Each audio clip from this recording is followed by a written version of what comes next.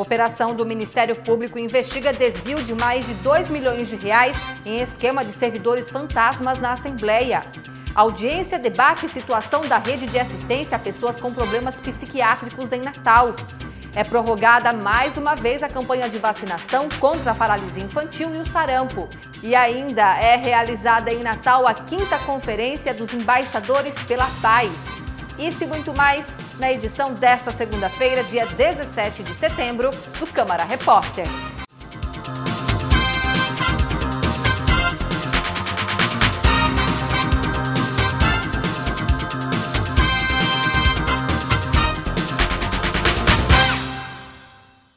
Seis pessoas foram presas em operação do Ministério Público para investigar o desvio de recursos públicos em esquema de servidores fantasmas na Assembleia Legislativa. Os detalhes com Antônio Neto.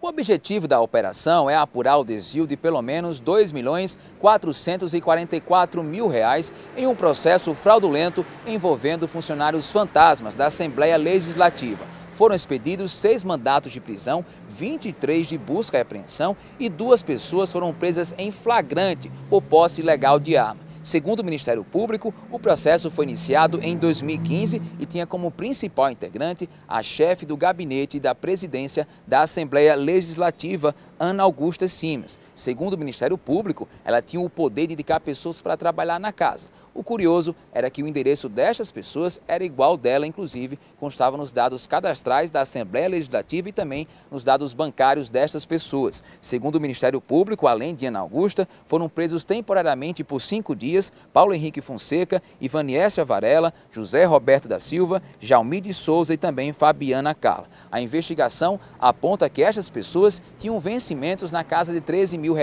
mesmo não possuindo ensino superior. Antônio Neto, para o Câmara Repórter. Foi prorrogada mais uma vez a campanha de vacinação contra a paralisia infantil e o sarampo. Simone Silva. Pais e responsáveis que ainda não imunizaram os seus filhos contra sarampo e poliomielite têm até o próximo dia 29 de setembro para vacinar os menores de 5 anos. A Secretaria Municipal de Saúde prorrogou a campanha. Até o momento, foram vacinados na capital potiguar 80% do público-alvo, que é composto por 43.475 crianças. Natal dispõe de 64 salas de vacinas que funcionam de segunda a sexta nos 5 distritos sanitários. Simone Silva para o Câmara Repórter. A Câmara Municipal debateu em audiência a situação da rede de assistência a pessoas com problemas psiquiátricos. A situação do atendimento e dos serviços oferecidos pelo município aos pacientes com transtornos mentais foi assunto de audiência pública na Câmara nesta segunda-feira. Proposição da Comissão de Saúde. Você tem o Onofre Lopes e o João Machado, onde as pessoas ficam internadas em caso psiquiátrico. Essa pessoa se interna, fica 1 mês, 2 meses. Quando sai, ele tem que ter um acompanhamento. Não está tendo esse acompanhamento, logo em seguida ele volta novamente. Então aquele leito que podia estar disponível para um outro cidadão, ele vai estar ocupado por uma pessoa que podia estar em casa ou no seu trabalho, se tivesse o acompanhamento. Para vocês terem uma ideia do caso como é grave, o caso da psiquiatria em Natal, a Zona Norte de Natal, que tem 400 mil habitantes, tem apenas 2 psiquiatras e um está de licença, que é do CAPS da Zona Norte. Só encontramos carências, só encontramos dificuldades, só encontramos demanda reprimida. Só encontramos boa parte da população abandonada em termos de atendimento psiquiátrico. Natal conta com centros de atendimento psicossocial em 3 zonas da cidade, leste, oeste e norte, os chamados CAPs. De acordo com a Coordenação de Saúde Mental do município, é possível conseguir assistência em unidades de pronto atendimento e no hospital municipal. Apesar disso, o número de psiquiatras é insuficiente. Nós estamos aí aguardando o concurso, a homologação, para a gente ter esse quantitativo aí ampliado. Atualmente a gente está realmente com um déficit, devido a alguns profissionais que estão em período de aposentadoria. Para o presidente da Associação de Psiquiatria do Rio Grande do Norte, além do número reduzido de profissionais, há também necessidade de novos centros de atendimento. Ele destacou a importância do debate na Câmara, principalmente em virtude do Setembro Amarelo. A campanha visa evitar suicídios provocados principalmente por transtornos mentais não tratados. Várias são as ações necessárias para se prevenir suicídio, mas uma das principais é você oferecer tratamento de qualidade em saúde mental, já que entre os principais fatores de risco para suicídio é você ser portador de um transtorno mental sem tratamento. 90%, mais de 90% das pessoas que se matam tinham transtorno mental, mas mais de 90% dos portadores de transtorno mental não se matam, porque são tratados. Então, não é porque eu tenho depressão que eu vou me matar. Agora, se eu tiver depressão e não for tratado, eu tenho um risco muito aumentado. Como resultado da audiência pública, a Comissão de Saúde vai cobrar do município a presença 24 horas de um psiquiatra nos 5 distritos sanitários de Natal. O remédio é controlado, você não pode chegar e comprar na farmácia. Você tem que ter uma consulta médica dada por um psiquiatra. E essa é a dificuldade, esse é o nó que tem se dado. Quando a pessoa consegue isso, trava na consulta médica. Portanto, nós queremos destravar isso para que o cidadão realmente tenha onde ir para pegar sua receita, para continuar tomando o seu remédio e não ter que voltar a ser internado no hospital psiquiátrico. Na Comissão de Justiça, os vereadores apreciaram na reunião desta segunda-feira 9 projetos de lei. Confira na reportagem. O presidente da comissão, o vereador Felipe Alves, abriu a reunião emitindo um parecer favorável ao projeto do vereador Klaus Araújo. A matéria determina a veiculação de propagandas de educação ambiental sobre a destinação adequada do lixo. Outros 8 projetos tramitaram hoje pela comissão. O último deles, sobre a fixação de um horário de paralisação do fornecimento de água, gerou discussão entre os vereadores. A dúvida da gente é se esse abastecimento, ora sendo favorável ao projeto de lei, essa é a questão da rede toda, por exemplo, no bairro, vai fazer um serviço de manutenção no bairro do Felipe Camarão, no bairro de Candelária, ou se é pela questão daquele consumidor que está inadimplente e vai ser cortado a água dele. A dúvida é esta e outras também pela questão do mérito, né? Que não é da competência da Câmara, já visto que a CAERN é administrada pelo governo do Estado. Como o projeto dividiu opiniões entre os parlamentares, o vereador Sueldo Medeiros pediu vistas da matéria, um tempo a mais para análise do projeto. Um tema importante no sentido de delimitar horários para a paralisação do fornecimento de água em Natal. Só que me ocorreu uma dúvida em relação a se nós teríamos a competência para legislar sobre essa questão, já que quem fornece a água de Natal é uma empresa estadual, que é a CAERN. Vamos saber agora quais atividades legislativas estão previstas para esta semana aqui na Câmara. A Semana do Legislativo tem início nesta terça-feira, às 2 horas da tarde, no plenário, com a Comissão de Defesa dos Direitos das Pessoas com Deficiência e Mobilidade Reduzida. Em seguida, às 4 horas da tarde, também no plenário, acontece a Comissão de Turismo. No dia seguinte, na quarta-feira, às 2 horas da tarde, na Sala de Comissões, acontece a Comissão de Previdência e Assistência Social. À noite, às 6h30 da noite, na Escola do Legislativo, acontece a premiação do concurso de redação, promovido pela própria Escola do Legislativo.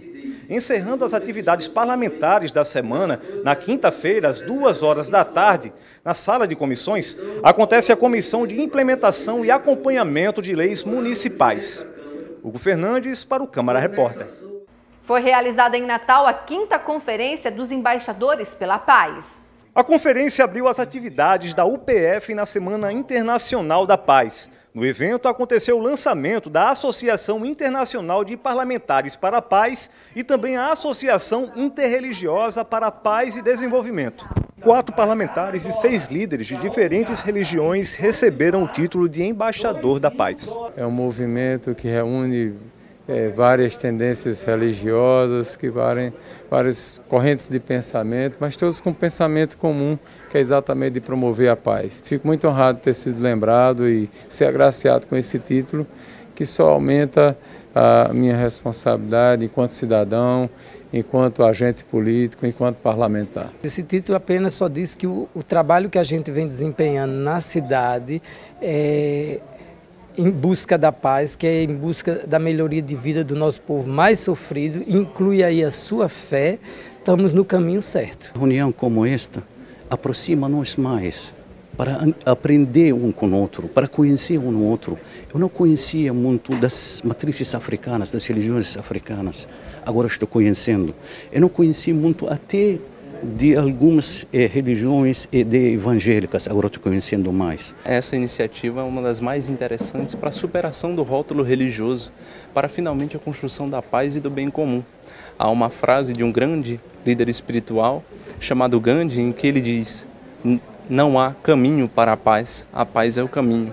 Que possamos todos compactuar desse caminho rumo a uma sociedade mais justa e mais humana. Os embaixadores da paz trabalham nos conselhos, nos níveis nacional, regional e global. Eles possuem a missão de compartilhar valores igualitários, promovendo a reconciliação entre os povos e a paz na sociedade. A UPF procura criar uma rede global de embaixadores da paz. Esses embaixadores da paz, eles são multiplicadores dessa visão. Eles são multiplicadores dessa busca do estabelecimento da cultura da paz. E especialmente os parlamentares e também os líderes religiosos, eles não se representam, eles representam um grupo de pessoas. Há parlamentares que por vezes representam milhares ou até milhões de pessoas. E um líder religioso da mesma forma. Então a gente procura convergir tanto o esforço político quanto o esforço religioso para a construção da cultura da paz. Ao longo da semana estão previstas palestras e diversas atividades em alusão ao Dia Internacional da Paz, celebrado em 21 de setembro. No dia 21, que é o dia da Paz, nós teremos uma caminhada pela paz no bairro Nossa Senhora da Apresentação. Essa caminhada vai envolver as escolas, as ONGs, todos unidos pela paz, né? E continuando a programação, no próximo domingo, dia 23, nós vamos ter um torneio de karatê que envolve as artes marciais na busca também da paz. O Instituto Metrópole Digital está estimulando a produção de trabalhos acadêmicos voltados à pessoa com deficiência. Os detalhes com Luísa Mendes. O concurso será realizado por meio de uma chamada pública e é voltado para alunos do ensino fundamental, do 7º, 8º e 9º ano, ensino médio ou ensino técnico. Para participar, os candidatos devem desenvolver propostas que apresentem soluções tecnológicas na área da inclusão social, considerando todos os tipos de deficiência. As propostas elas devem ser enviadas até o dia 10 de outubro para o endereço eletrônico talentometrópole@imd.frn.br. Serão observados critérios como originalidade, adequação ao tema e possibilidade de implementação. Os primeiros colocados eles vão receber uma bolsa de iniciação científica e a orientação de um tutor durante 12 meses. De volta para o estúdio. Estão abertas as inscrições para a 14ª Semana de Turismo da UFRN. Os detalhes com Mirela Lopes. Dessa vez, o foco das discussões está na diversidade de gênero, sexualidade, além das questões étnico-religiosas no mercado do turismo. O evento acontece entre os dias 17 e 19 de outubro na Arena das Dunas. As inscrições já começaram e podem ser feitas pelo site www.semanadetourismo.ccsa.frn.br. Agora, atenção em relação às taxas de inscrição. Quem se inscrever até o dia 12 de outubro paga R$ 25 e quem se inscrever entre os dias 13 e 17 paga R$ 35. Já os pesquisadores que quiserem inscrever seus trabalhos para serem apresentados no evento têm até o dia 21 de setembro para fazer isso. Além do site que a gente já falou, outras dúvidas podem ser tiradas pelo e-mail semanadetourismo@gmail.com ou pelos telefones 3342-2288 e o 99193-6461. Mirela Lopes para o Câmara Repórter. Confira agora a agenda de campanha dos candidatos ao governo do estado para esta terça-feira.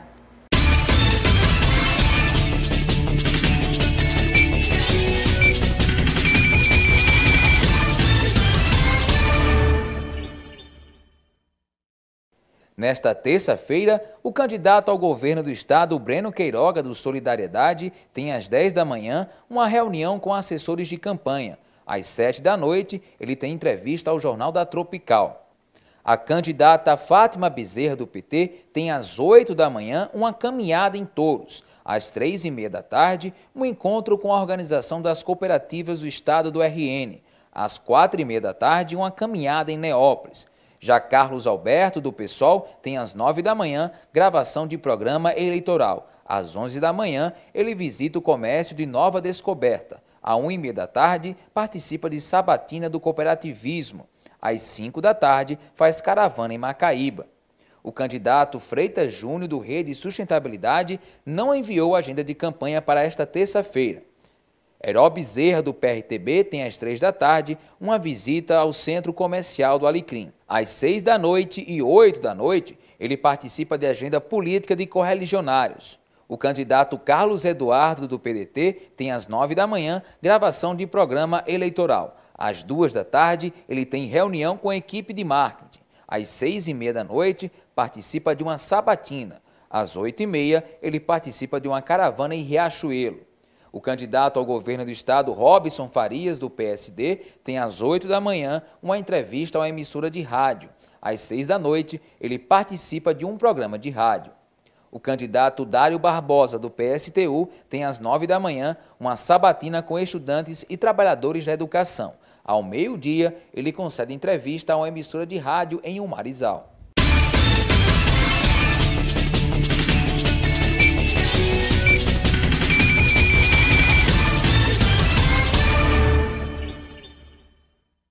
Não perca, no próximo bloco tem a entrevista do dia. O convidado é o juiz do trabalho, Inácio Oliveira, também presidente da AMATRA, Associação dos Magistrados do Trabalho. Até já!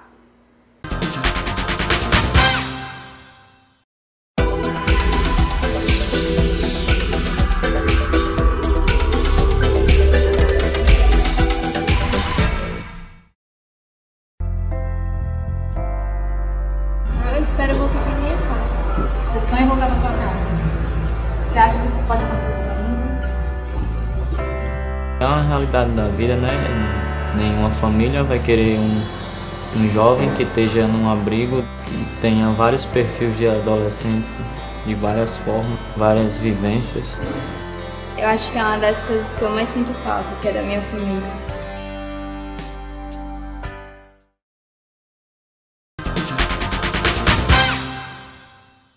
Estamos de volta com o Câmara Repórter e hoje aqui eu estou recebendo o juiz do trabalho, Inácio Oliveira, e também presidente da AMATRA, que é a Associação dos Magistrados do Trabalho. Doutor Inácio, seja bem-vindo ao Câmara Repórter. Muito obrigado. A gente vai falar sobre um assunto bem polêmico, mas também bem interessante, que diz respeito aos trabalhadores, que é a reforma trabalhista. Foi divulgado um balanço do número das ações e assim... que a gente observa, doutor Inácio, é que houve uma redução bem significativa no número de ações ajuizadas, né? Fazendo uma relação com 2017 e 2018. Houve uma redução aí de mais de 40%, é isso? Exatamente, aproximadamente esse número. É uma diminuição que vem sendo atenuada ao longo do tempo, né? Do começo do ano esse número conseguiu ser maior do que isso, esse percentual conseguiu ser maior, e ele vem retomando aos poucos, se aproximando mais do número que era anterior, mas ainda não se recompôs 100%. Vou trazer dados para vocês. Olha, em 2017, apenas nos 3 primeiros meses foram ajuizadas 7.935 ações e no mesmo período, em 2018, 4.143. O senhor acha que as pessoas estão aceitando melhor a reforma trabalhista ou não? Eu acredito assim que talvez os impactos da reforma trabalhista no dia a dia do trabalhador ainda não chegaram a ser sentidos integralmente, né? Acho que serão impactos que vão ser sentidos aos poucos. No dia a dia do judiciário, né, e daquele trabalhador que tem um direito respeitado e que quer buscar o poder judiciário, esses impactos da reforma se fizeram sentir com maior gravidade, com maior rapidez. Por quê? Porque a reforma trabalhista ela trouxe uma diferença interessante em relação ao que existia anteriormente, que é a possibilidade de que o trabalhador, ao ingressar na Justiça do Trabalho, se ele não ganhar a ação, ou seja, se ele pede e não é reconhecido aquilo que ele pede, que ele venha a ter que pagar algo para a empresa. Não é propriamente uma multa, é o que se chama de honorários de sucumbência. É como se ele pagasse os honorários do advogado da empresa, né? E aí acabou que vários trabalhadores, com medo de entrar na Justiça do Trabalho e ter que pagar alguma coisa à empresa, eles se distanciaram. Mesmo com direitos desrespeitados, optaram por não procurar o Poder Judiciário. Existe um tetozinho, por exemplo, qualquer ação, caso o trabalhador ele perca, então, ele paga por esses honorários, existe um teto? Como é isso? Não, não existe teto. Ele pode ser... Independente do salário, independente do valor da ação? Independente de qualquer coisa. Se ele não é beneficiário da Justiça Gratuita, cabe essa ressalva, né? A questão do trabalhador que é beneficiário da Justiça Gratuita. Hoje é aquele trabalhador que ele ganha até 2 salários mínimos ou que faz prova no judiciário de que não tem condições de arcar com as despesas do processo sem comprometer a sua sobrevivência, a sua subsistência. Se ele tem a justiça gratuita, ele até pode não ter que pagar imediatamente esse valor ao advogado da parte contrária. Mas se naquele mesmo processo, suponhamos que ele pede 2 coisas, ele pede ali o acerto rescisório dele, né, que são os valores que são devidos quando ele é mandado embora ou ele sai da empresa, se ele ganha aquilo e, por outro lado, ele perde o direito de horas extras, por exemplo, que ele pediu, ele não consegue provar as horas extras, os honorários que ele ganharia, certo? O valor que ele ganharia em relação ao valor das verbas rescisórias pode servir para pagar aqueles honorários da parte contrária. Isso na prática significa o quê? Que um direito que ele tem deixa de ser pago efetivamente por causa dessa questão dos honorários que ele vai ter que dever para a parte contrária. Entendi. Então o trabalhador está mais receoso. De fato, com certeza. E os advogados, eles estão preparados para melhor orientar, então, os seus clientes? Eu vejo muita capacitação dos advogados. Os advogados têm buscado muito se aperfeiçoar, vejo diversos cursos oferecidos a eles pela OAB. Os profissionais estão tentando a qualificação, mas ainda assim eles também têm o seu receio de ingressar no Poder Judiciário. Tem receio de dar ao cliente a certeza ou não de que vai conseguir ganhar uma demanda. Isso porque a reforma ela é muito recente, é isso? Exatamente, exatamente. Como ela é muito recente, a lei nova, ela chega no judiciário e as pessoas que estão de fora do judiciário, os advogados, as partes, elas ainda não sabem como é que o judiciário vai aplicar aquela lei, né? E enquanto não existe uma certa certeza, enquanto vários casos não começam a ser julgados para poder sinalizar como o judiciário vai decidir, né? Os próprios advogados, às vezes, têm a capacitação, têm o entendimento, mas não sabem qual vai ser o entendimento que o judiciário vai adotar. Tá, em relação às ações aqui, o que é que o senhor tem notado em relação aos processos que estão tramitando, né? Eles estão melhor baseados, eles têm melhores provas, o que é que o senhor tem notado de diferente a partir da aprovação da reforma trabalhista? Eu tenho percebido um empenho maior em trazer para a petição inicial. A petição inicial é aquele documento, né, que o advogado entra lá na Justiça do Trabalho, né, para pedir o que é devido ao trabalhador. Eu tenho percebido que essas petições apresentadas pelos advogados, elas têm vindo com menos pedido, com mais provas, né, têm apresentado pedido exclusivamente em relação àquilo que já tem a prova, né. Esse é um aspecto que até é positivo sobre o processo de trabalho, para evitar que os trabalhadores, existiam trabalhadores, não eram todos, não eram a maioria, mas existiam trabalhadores que pediam coisas que não lhes eram devidas, né, e com a reforma trabalhista esse tipo de pedido diminuiu. Mas não só que não era devido, e aí vem um aspecto negativo.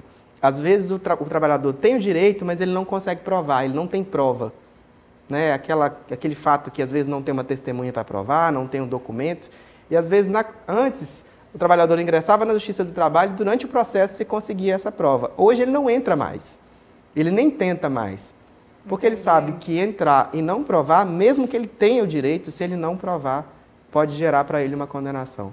E existe algum processo trabalhista que, por exemplo, desapareceu da lista aí, que eram os mais, que estavam no ranking? Existem alguns tipos de processo que, por ter uma prova que existe mais dúvida se ela vai dar certo ou se ela vai dar errado, eles tendem a diminuir. Exemplo, processos que precisam de perícia. São aqueles processos de quem sofre acidente ou tem uma doença relacionada ao trabalho e pede uma indenização. Ele sempre precisa de uma perícia médica, os processos de insalubridade e periculosidade, né, que também precisam de uma perícia.